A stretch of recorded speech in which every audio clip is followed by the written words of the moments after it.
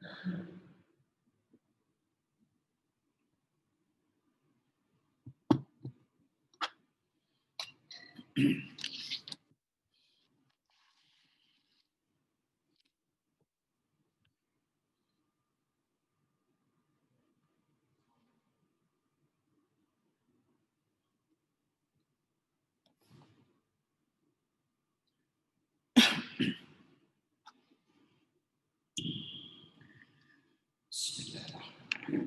Assalamualaikum warahmatullahi wabarakatuh. Innal hamdalillah nahmaduhu wa nasta'inuhu wa nastaghfiruh. Wa na'udzu billahi min shururi anfusina wa min sayyiati a'malina may yahdihillahu fala mudilla lahu wa may yudlil fala hadiya lahu. Asyhadu an la ilaha illallah wahdahu la syarika lahu wa asyhadu anna Muhammadan abduhu wa rasuluhu la nabiyya ba'da. Sallallahu alaihi wa ala alihi wa ashabihi wa man tabi'ahum bi ihsanin ila yaumiddin. Wassalamu tasliman katsira. Ya ayyuhalladzina amanu ittaqullaha haqqa tuqatih wa la tamutunna illa wa antum muslimun. Ya ayyuhan nas ittaqu rabbakumul ladzi khalaqakum min nafsin wahidatin wa khalaqa minha zawjaha wa ba'atha minhuma rijalan katsiran wa nisaa'a wattaqullaha alladzi tasaaluna bihi wal arham innallaha kana 'alaikum raqiba. Ya ayyuhalladzina amanu ittaqullaha wa qulu qawlan sadida yuslih lakum a'malakum wa yaghfir lakum dzunubakum wa may yuti'illah wa rasulahu faqad faza fawzan 'azima. Amma ba'd. Yang saya hormati, yang dirahmati Allah, yang dipilih oleh Allah Subhanahu wa taala dan yang sedang dijamin duduknya di Masjid Baitul Haq dengan mendapatkan ampunan dosa dari Allah Subhanahu wa taala. Jamaah salat subuh Masjid Baitul Haq Ketintang Permai Surabaya. Alhamdulillah bersyukur kita masih dikaruniai iman Islam. Alhamdulillah bersyukur kita masih dikaruniai kesehatan. Dan alhamdulillah bersyukur kita masih bisa melaksanakan fardu subuh berjamaah lagi. Wa kanat masyu ilal masjid minas subuhi fa innahu jamin idahul jannah. Sahih Muslim diriwayatkan oleh Anas bin Malik radhiyallahu anhu. Siapa yang melangkahkan kakinya untuk sholat subuh berjamaah, maka Allah jaminkan surga baginya. Qalu, sahabat bertanya, ya Rasulullah, aydan bi aqdamu indallah, dengan dosa kami yang begitu besar, fa innahu dunajillah, sungguh Allah menjamin kalian surga. Makanya orang sholat subuh itu, tadi saya katakan dalam mukadimah saya adalah orang-orang yang dipilih, pilihan. Karena memang orang-orang yang datang ke sholat subuh tidak semuanya. Memang benar-benar Allah gerakkan itu dan Allah pilih. Maka bersyukurlah yang terpilih. Dan kenapa kita katakan, Rasul mengatakan bahwa wa idza qa'ada maghfir lahu. Duduknya orang yang bermajlis, duduk di antara dua sholatnya dia, dan duduk di antara dua sujudnya dia adalah duduk yang mendapat ampunan dosa. Karena di saat inilah Allah Subhanahu wa taala sedang membicarakan kita. Orang-orang yang duduk bermajlis, orang-orang yang duduk di antara dua sujudnya, orang-orang yang duduk di antara sholat satu dengan sholat lainnya. Dan ketika kita diceritakan oleh Allah Subhanahu wa taala di depan malaikat al-muqarrabin, maka para malaikat ini mendoakan kita. Inilah akidah Islam. Ketika kita duduk seperti ini, duduk mendapat ampunan dosa karena yang mendoakan para malaikat. Dan kalau yang doa malaikat itu tidak cuma mantap, tapi mantabe. Kalau manusia yang mendoa, kita belum pernah tahu lisan yang mana yang amin ini dijabai oleh Allah. Tapi kalau fa indakum malaikatu indahu ajabakum. Tapi kalau yang mendoa itu malaikat, itu pasti dijabai Allah. Karena perbedaan kita dengan malaikat adalah malaikat ini adalah hamba-hamba yang cuman dicukupkan Allah dengan takwa dan taat.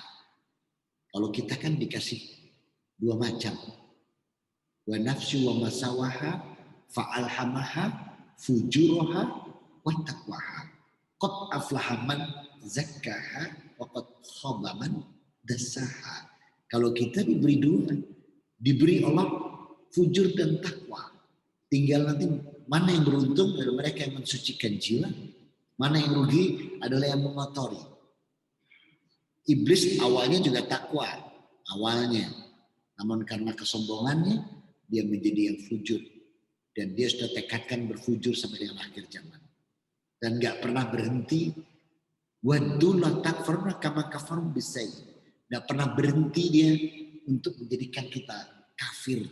Sama seperti dia. Oleh karena itu, mudah-mudahan kita yang dipilih oleh Allah Subhanahu wa Ta'ala ini mampu untuk senantiasa mensyukuri setiap nikmat. Subhanahu wa Ta'ala berfirman dalam surat 14 di bawah ayat yang ke-7, wa itta'adana rabbukum la in syakartum la azidannakum. Maka barang siapa mensyukuri nikmatku, aku akan tambahkan nikmat-nikmat ini bagimu. Mudah-mudahan kita semua yang dipilih oleh Allah di subuh saat ini, di hadapan Allah ini kita dikategorikan oleh Allah Subhanahu wa Ta'ala menjadi hamba-hamba yang abadan syukur. Amin. Allahumma amin. Salam dan salawat senantiasa tercurahkan pada junjungan kita Nabi Muhammad sallallahu alaihi wasallam. Saudara-saudariku ikhwani wa akhwati fiddin rahimani wa rahimakumullah. Di dalam kita bersama-sama berkumpul ini, baik yang ada di masjid maupun yang ada di jalur media Zoom ini, mudah-mudahan ilmu ini tidak dibuang begitu saja. Para ulama sepakat mengambil pepatah al-ilmu bila amalin kasajarin bila tamarin. Ilmu itu apabila tidak diamalkan bagaikan pohon tanpa buah. Al-ilmu bila amalin kasajarin bila tamarin. Ilmu kalau tidak dimanfaatkan atau tidak diamalkan itu seperti pohon tanpa buah. Dan orang-orang yang mendapatkan ilmu dan tidak mengamalkan itu termasuk penjahat-penjahat dakwah. Penjahat dakwah. Kenapa? Karena mematikan ilmu ini dan tidak melanjutkannya kembali. Dan disinilah kinerja iblis dan bala tentaranya untuk menghadang dakwah ini. Dan mudah-mudahan kita yang hadir ini benar-benar mendapatkan hidayah dari Allah Subhanahu wa Ta'ala. Hidayah pertolongan, bimbingan, malah yutroku la yutroku cukup. Jadi jangan dibuang semua sia-sia, tapi ambillah yang bisa kita manfaatkan. Dan ini adalah wujud satu-satunya komitmen Al-Quran dan As-Sunnah. Allah Subhanahu wa Ta'ala mengatakan kepada kita, "Lau anfaqta ma fil ardi jami'a ma alafta baina qulubihim walakinallaha la alafta bainahum innahu azizul hakim." Di dalam surat ke-8 Al-Anfal ayat yang ke-63. Kita tuh gak akan pernah bisa bersatu seperti ini kalau bukan karena Allah. Maka walaupun kita belanjakan seluruh harta kita, menggunakan power dan kekuasaan untuk tujuan tertentu agar mau mendukungnya dia bersatu dengan dia, nggak akan pernah bisa. Lau anfaqta ma fil ardi jami'a ma alafta baina qulubihim. Nggak akan kamu bisa menyatukan hati-hati mereka sekalipun kau infakkan kekayaan yang ada di langit dan di bumi ini. Kenapa? Walakinallaha alafa bainahum. Hanya Allah yang bisa menyatukan. Dan kalaupun kita sekarang duduk di pagi hari ini seperti ini karena Allah menyatukan hati kita. Dan kita sepakat bahwa kita sedang berjalan di muka bumi ini dengan berpegang teguh pada Quran dan Sunnah. Maka kalau kita sudah mampu berpegang teguh pada Quran dan Sunnah, maka kita termasuk hamba-hamba yang benar-benar mendapatkan lezatnya iman. Kenapa demikian? Rasul Muhammad SAW dalam hadis Bukhari, nomor hadis 15, kemudian Muslimnya 62, An-Nasainya 4903, diriwayatkan oleh Anas bin Malik radhiyallahu anhu, Rasul mengatakan, salah sumangkuna fihi hajatah halawatil iman. Kita tuh baru dikatakan mendapat manisnya iman kalau kita punya 3 perkara. Salah sumangkuna fihi hajatah halawatil iman. Dan apakah itu 3 perkara itu? Rasul mengatakan, ayyakunallaha wa rasulu ahabba ilaihim mimma siwahuma. Kalau kita sudah bisa mencintai Allah dan Rasulnya, itu tidak ada yang menandingi cinta keduanya. Kemudian yang kedua Rasul katakan, wal mahabba mar'a yuhibbu ilaihi. Kalau dia mencintai manusia, itu karena Allah. Yang ketiga, Rasul mengatakan, wa an yakrahu ayyadu afil kufr kama yakrahu wa yadu afin nar. Kalau kamu sudah bisa membenci kekufuran dan kalau kamu sudah bisa membenci masuk surga, maka itulah lezatnya iman. Semoga Allah senantiasa menjadikan hati kita semua ini cinta terhadap Muslim ini ketika kita sama-sama menapak jalan dalam bimbingan Quran dan Sunnah, sehingga kita nanti mampu mempertahankan ini, sehingga kita nanti diwafatkan Allah dalam keadaan tauhid dan sudah menjalankan sunnah-sunnah Rasul Muhammad SAW. Sehingga kita mencapai derajat hamba yang muttaqin, husnul khatimah, dan ahlul jannah. Amin. Allahumma. Saudara-saudaraku, sebagaimana tema kita di pagi hari ini, zuhdu, atau yang dikenal dengan zuhud. Apa sih sebenarnya zuhdu atau zuhud ini? Saya ambil dari kitabnya Jami'ul Ulum wal Hikam karya Ibnu Rajab rahimahullah. Dan tidak mungkin semuanya akan kita bahas dalam pertemuan yang hanya sampai 5:30. Tapi dari kitab Jami'ul Ulum al-Hikam ini karya Ibnu Rajab rahimahullah, ini saya ambil beberapa inti-inti poin saja supaya kita bisa cukup sampai dengan 5:30. Ya. Nah, yang paling masyhur daripada poin-poin penting di kitab ini itu ada diletakkan di hadis Ibnu Majah, nomor hadis 33. Dan ini hadisnya sahih, diriwayatkan oleh Sa'ad bin Sya'ad. Dia mengatakan, ja'a rajulu ila Nabi sallallahu alaihi wasallam faqala. Datanglah sahabat menemui Rasul dan bertanya, ya Rasulullah, dullani ala amiltuhu idza amiltu yuhibbullah wa yuhibbunas.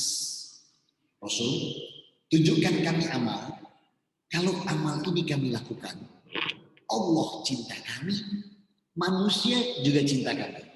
Nah, jadi dalam hadis Ibnu Majah nomor 33 ini, sahabat menanyakan Rasul, ya Rasulullah, dullani amal itu tidak aliman yuhibbullah wa yuhibbunas. Rasul, tunjukkan kami amal. Kalau amal ini kami lakukan, Allah cinta kami, manusia juga cinta kami. Nah, jadi ada amalan yang di mana manusia mencintai kita dan Allah mencintai kita. Qal, Rasul menjawab, izhad fid dunya yuhibbukallah wa izhad bima fi baini aidinas yuhibbukanas. Maka Rasul mengatakan, zuhudlah kalian kepada apa yang ada di dunia ini, maka Allah mencintai kalian. Dan zuhudlah kalian kepada apa yang ada pada diri manusia, maka manusia mencintai kalian. Ya. Ini inti daripada Jami'ul Al-Hikam karya Ibnu Rajab dalam kitab beliau Az-Zuhud atau Az-Zuhdu, adalah ketika kita mampu melakukan amalan, yang amalan itu kalau kita lakukan Allah cinta kita, manusia juga cinta kita. Nah, saudara-saudaraku, zuhud inilah yang Rasul katakan bahwa was'adu fima bi baini aidinas. Kalau kita mampu melakukan apa yang kita cintai dan manusia cinta dan Allah juga cinta, ini luar biasa. Ini menunjukkan kaliber kelas para sahabat. Dan kita memang harus mencontoh. Jangankan para sahabat, kepada Rasul Muhammad SAW saja kita disuruh mencontoh. Dan zuhud terbaik ada pada diri beliau. Maka kita diminta oleh Allah Rabbuna wa ta'ala mencontoh Rasul Muhammad SAW.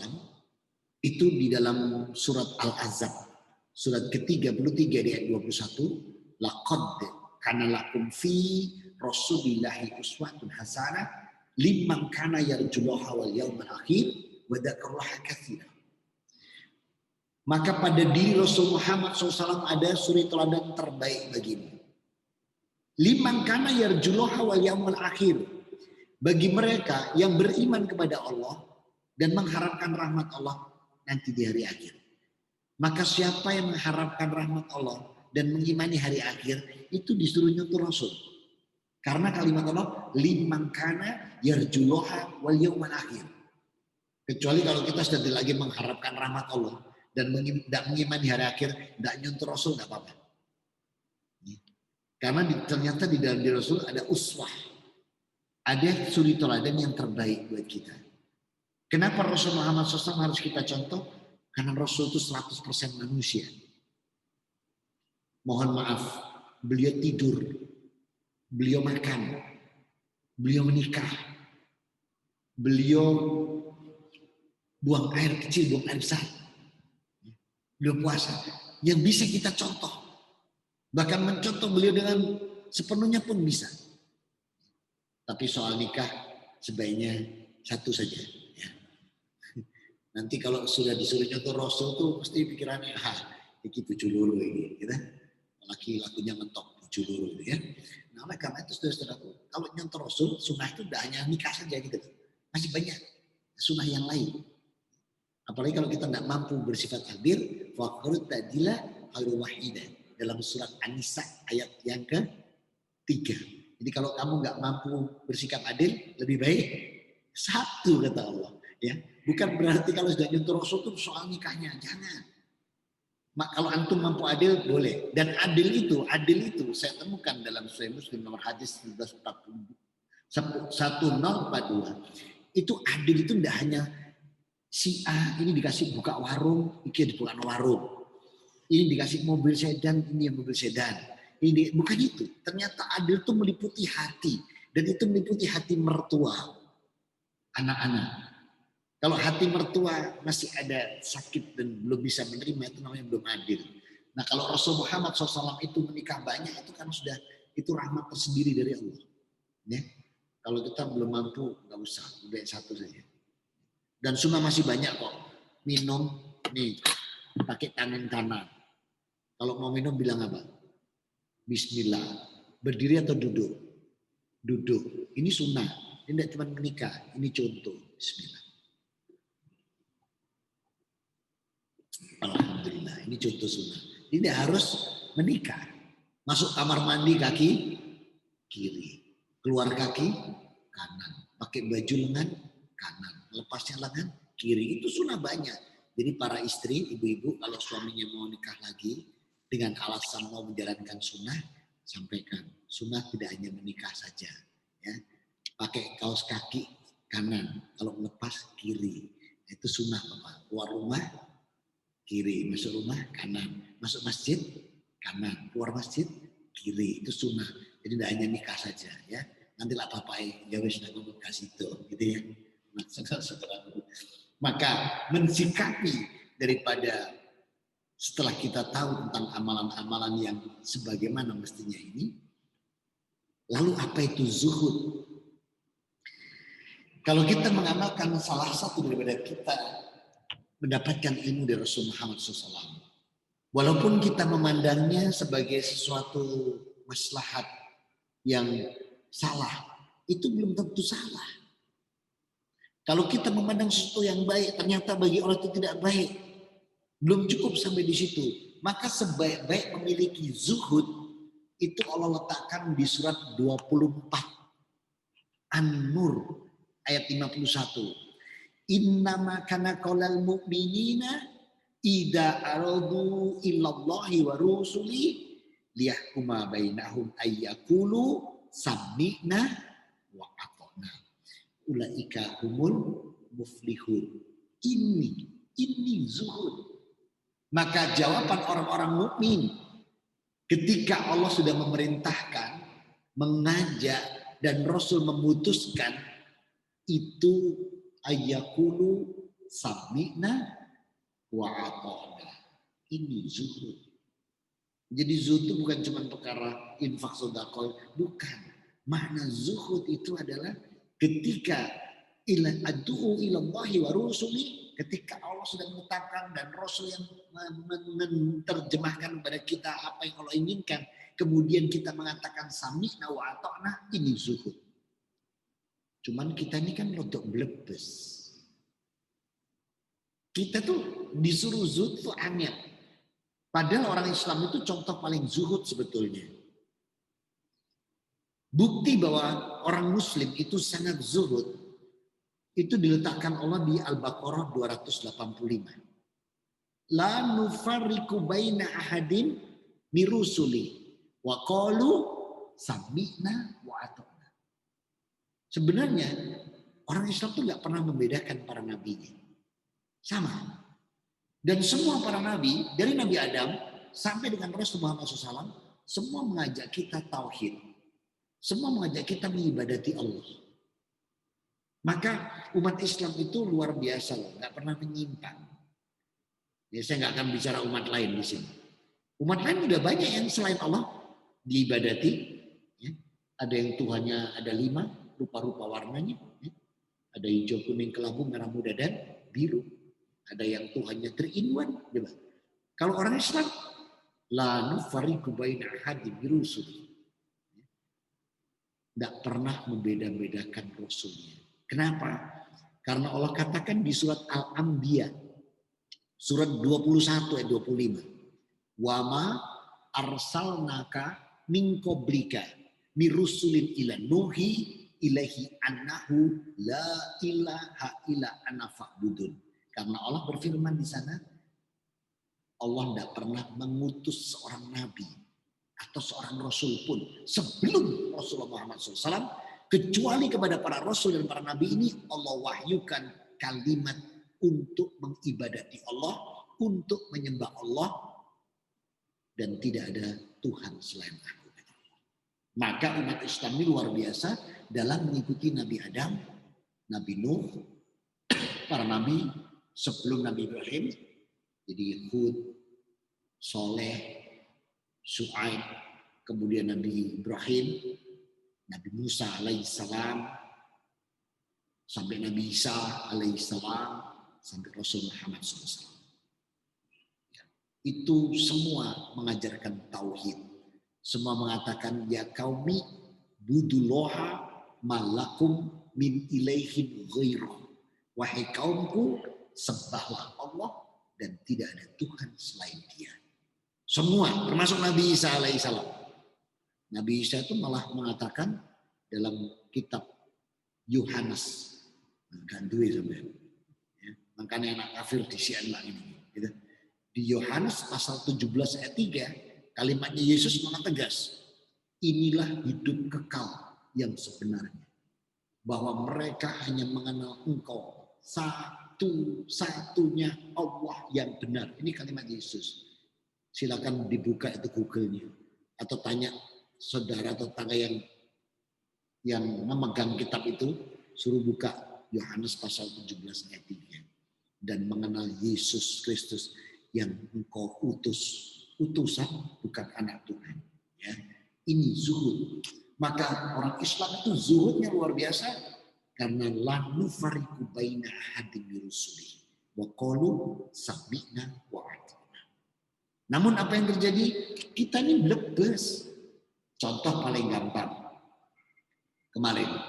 Tahun kemarin 1441 Hijriah, bulan 12. Berarti bulan Zulhijjah. Rasul memerintahkan, man idakulu hadiyu la yatahudu ma'u.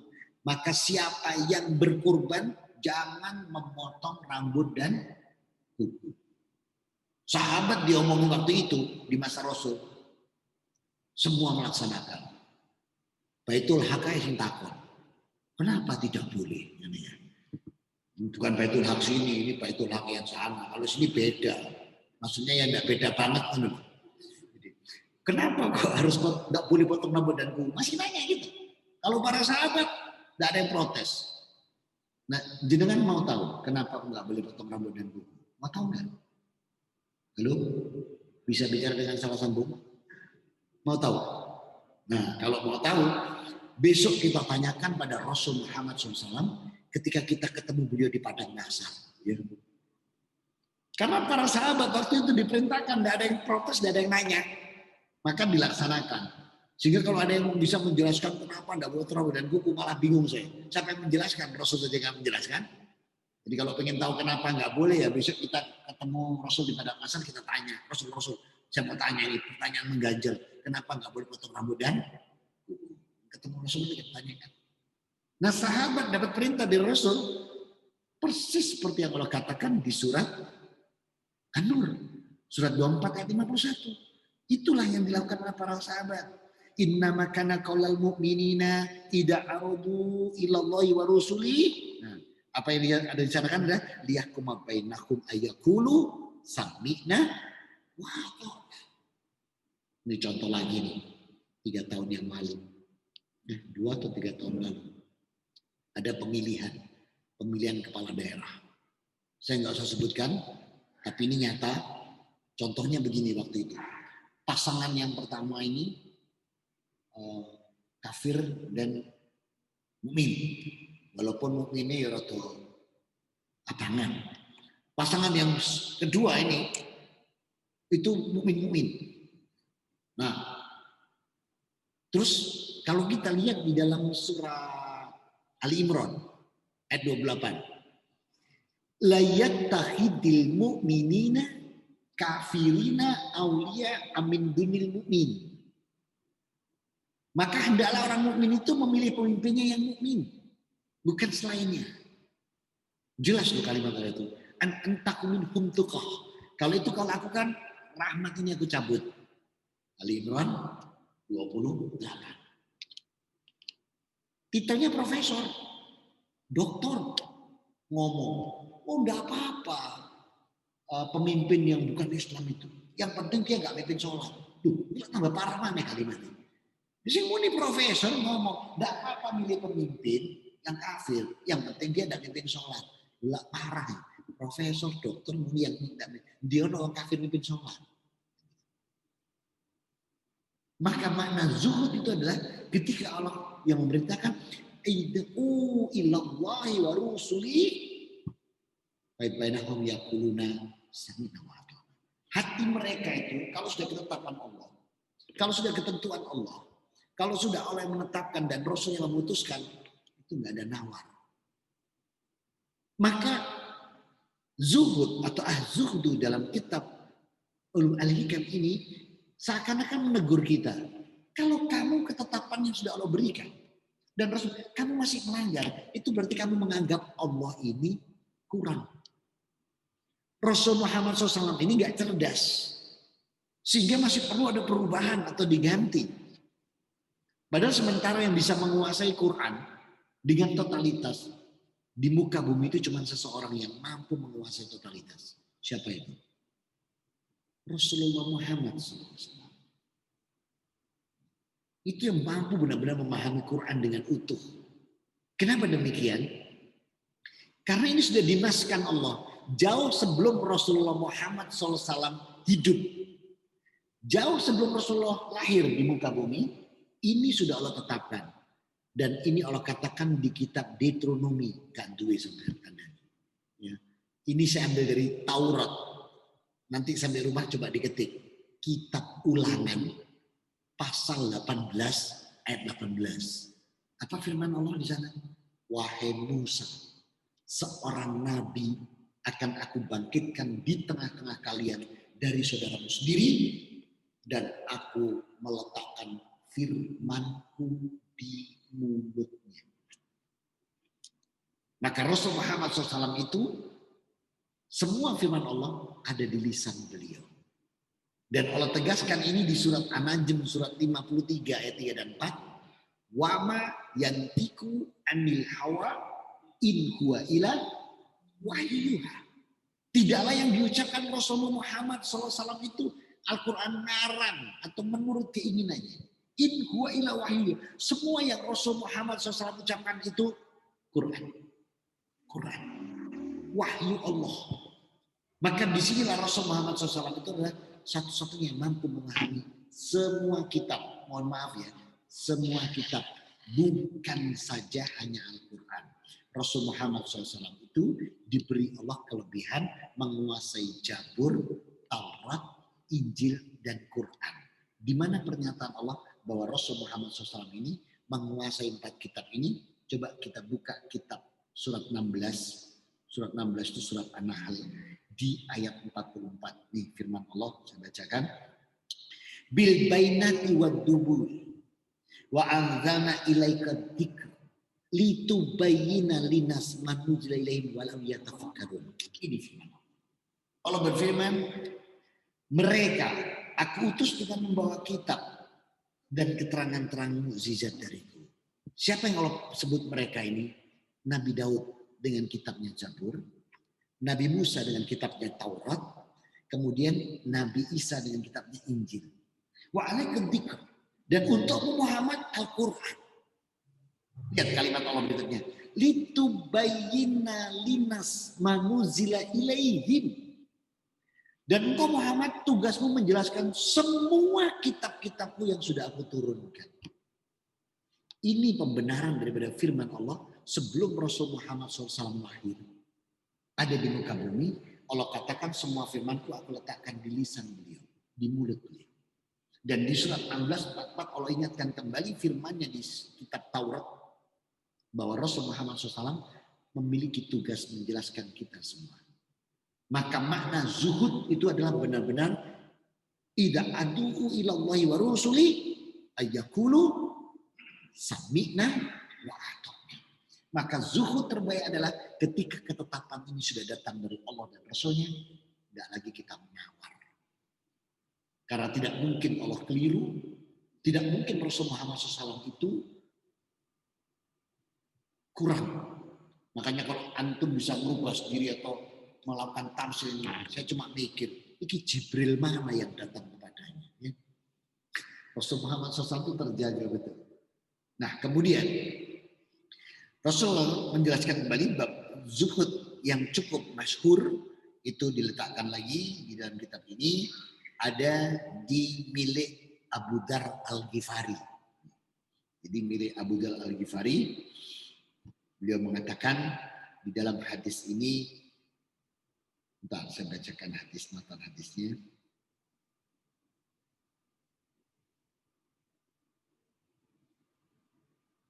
Nah, Abu Dzar Al-Ghifari mengatakan laisa sahadatu fil dunya lisan.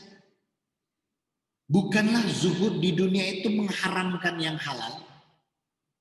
Kemudian wala fihi sahadati fil ulah, dan tidaklah dia menghalalkan yang haram atau mengharamkan yang halal.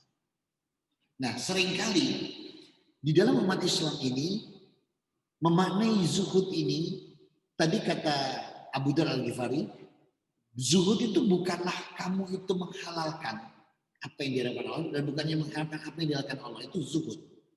Dan apa yang terjadi, mohon maaf nih, contoh kecil ini, contoh kecil. Umat Islam, orang Islam, nggak makan daging. Mas, makan? Aku nggak makan daging.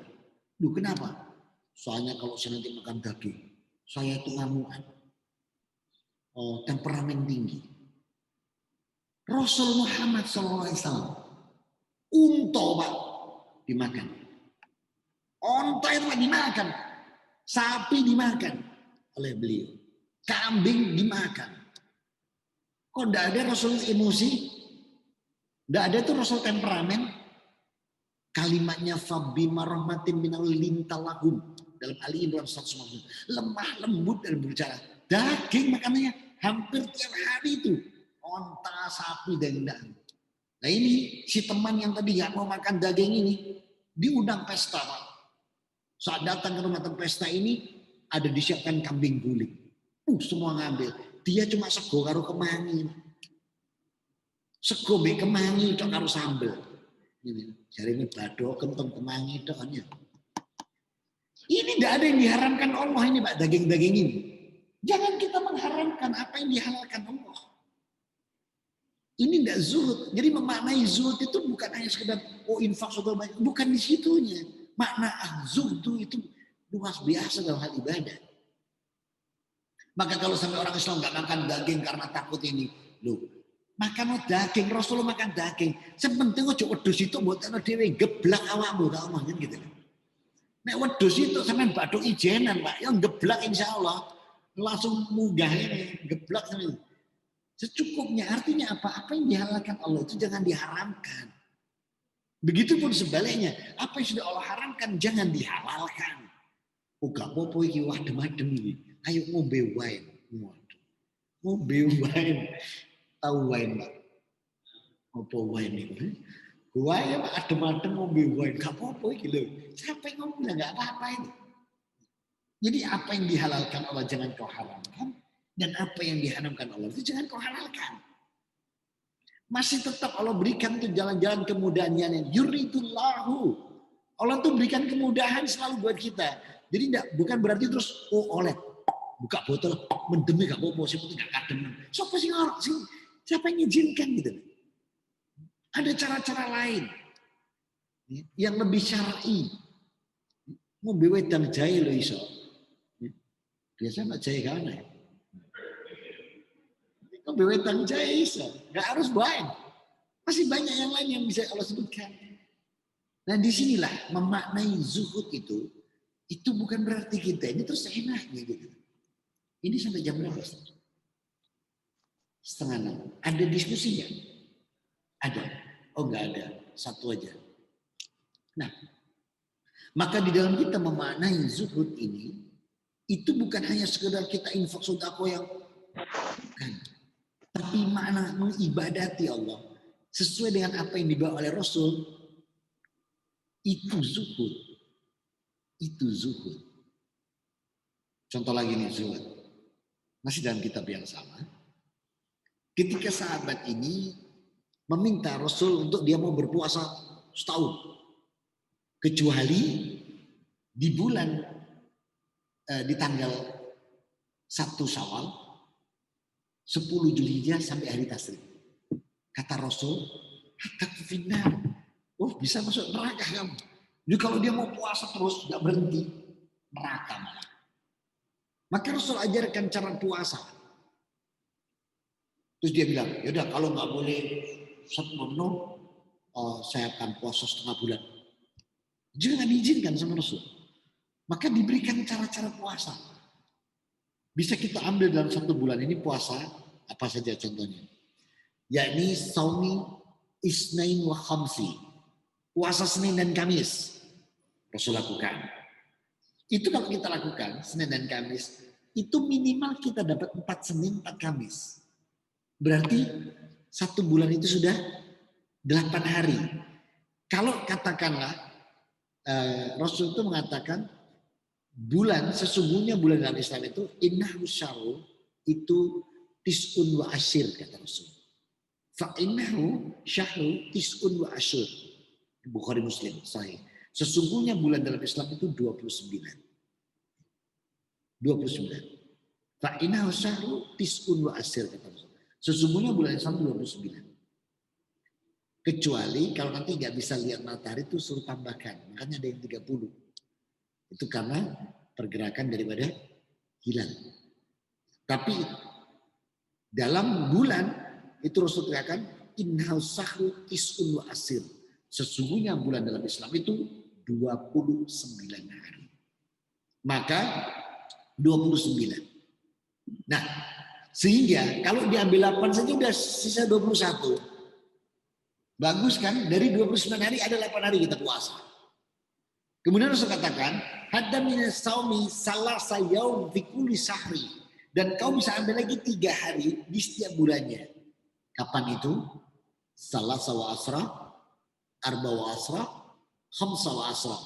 Tanggal 13, 14, 15. Disebut dengan puasa ayamul bid atau puasa putih. Puasa putih berapa hari? 3 hari. Puasa putih 3 hari. Jadi puasa putih 3 hari. Tolong jangan diterjemahkan bahasa Jawa. Biarkan saja puasa putih 3 hari. Arek Surabaya diterjemahkan Jawa. Apa saya mulbit iku lho? Poso putih 3 dina. Diterjemahkan poso mutih telung dino. Ya opo? Ya iku lho Mas, ngombene banyu putih, mangane sego putih. Mulai meleset Pak. Mana zuhudnya? Duh, berarti cuma banyu putih? Iya. Duh koyo tahu gak apa-apa. Yang penting mbok kukus putih, nek mbok goreng coklat. Mulai aneh-aneh. Mulai aneh-aneh, rusak zuhud. Terus rendok, dogodok, ya kuningnya aja putih tok tambah meleset Pak. Ya. Berarti susu gak apa-apa, gak apa-apa sementing gak stroberi atau coklat, tambah ngawur Pak. Dan disinilah memaknai zuhud itu. Artinya kalau sudah ketetapan yang Allah bawa dan Rasul, itu jangan aneh-aneh. Jangan dirubah, ini az-zuhdu. Nah kita itu suka buat aneh-aneh Pak. Suka ngarang, suka nambah-nambahin. Seakan-akan Allah itu penuh kekurangan karena kita harus nambahin. Padahal Allah Rabbuna wa ta'ala menegaskan agama ini, menegaskan agama kita ini di surat Al-Maidah ayat yang ketiga, al-yauma akmaltu lakum dinakum wa atmamtu alaikum nikmati. Lihat, wa alaikum nikmati wa raditu lakumul islamah dina. Tegas kalimat Allah. Hari ini telah aku sempurnakan. Aku sempurnakan. Kalau Allah mengatakan aku sempurnakan, itu berarti sudah nggak perlu ditambahi, nggak perlu dikurangi. Kafahlah menerima utuh agama ini. Makanya katakan udhulu fisilmi kafah dalam surat Al-Baqarah 208. Ini Allah katakan tegas. Udhulu fisilmi kafah. Ini zuhud. Ini zuhdu. Menerima agama ini dengan al-yawma akmaltu lakum wa atmamtu alaikum nikmati wa raditu lakum Islam madinah. Hari ini aku sempurnakan agama bagimu dan aku cukupkan di agama ini nikmat dunia akhirat. Wa atmamtu alaikum nikmati wa raditu lakum Islam madinah, dan aku ridho Islam sebagai agama.